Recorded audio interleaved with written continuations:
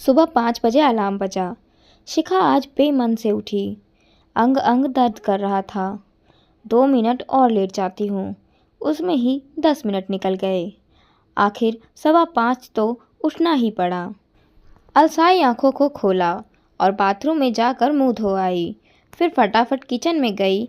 एक बर्नर पर पानी चढ़ाया, सास को गर्म पानी दिया। फिर आराम से रखी हुई सब्जियों को फ्रिज से निकाला। क्या बनाऊं, कल इसके लिए सोच ही नहीं पाई थी। कल अचानक से पास में रह रहा बुआ सास का परिवार आ गया। डिनर भी यहीं था। रात को वो देर तक बैठे, फिर उनके जाने में देर हो गई और सुबह आँख खुलने में आलू टमाटर टिंडे तुरई सब छोड़कर भिंडी बना लेती हूँ।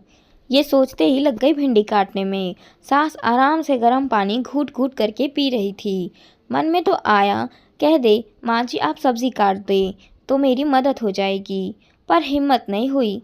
रोज़ सोचती है पर कह नहीं पाती। शादी को 10 साल होने को जा रहा है, पर आज तक कहने की हिम्मत नहीं जुटा पाई। शिखा के आते ही सास ने किचन से संन्यास ले लिया। फटाफट शिखा ने भिंडी काट कर छौंक दी।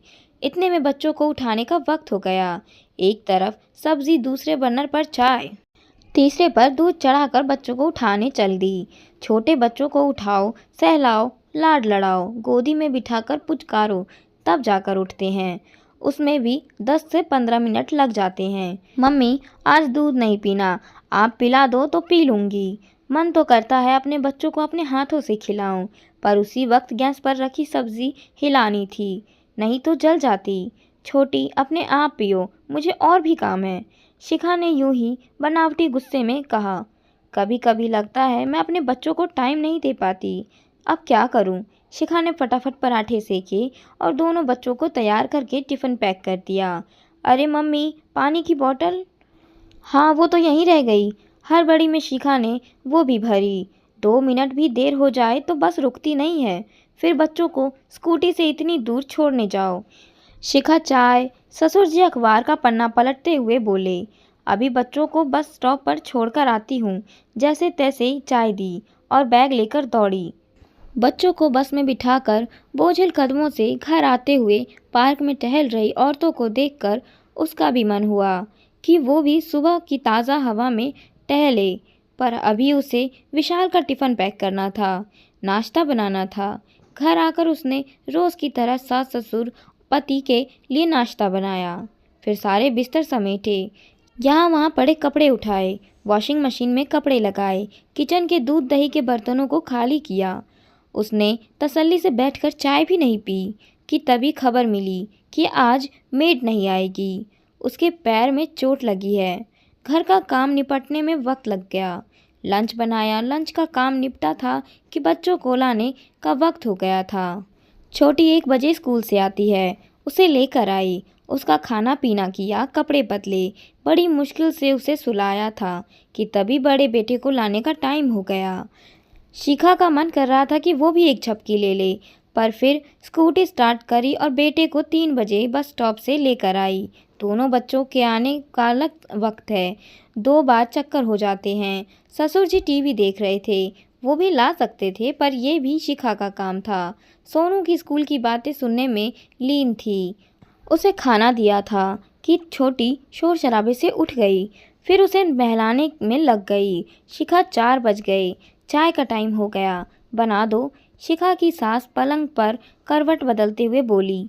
शिखा तेज कदमों से किचन में दौड़ी और चाय चढ़ा दी। अपनी भी चाय का कप लेकर कमरे में आई।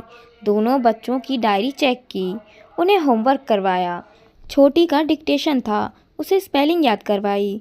सोनू के कल मैथ्स का टेस्ट था, उसे समझाया। इसी में 6 बज गए थे। सास ससुर जल्दी खाना खा लेते हैं। एक बर्नर पर सब्जी चढ़ाई तो दूसरे पर बच्चों के लिए दूध। सीटी बजते ही आटा मला, बच्चों को दूध देकर तैयार किया और दोनों को ड्राइंग क्लास छोड़कर आई।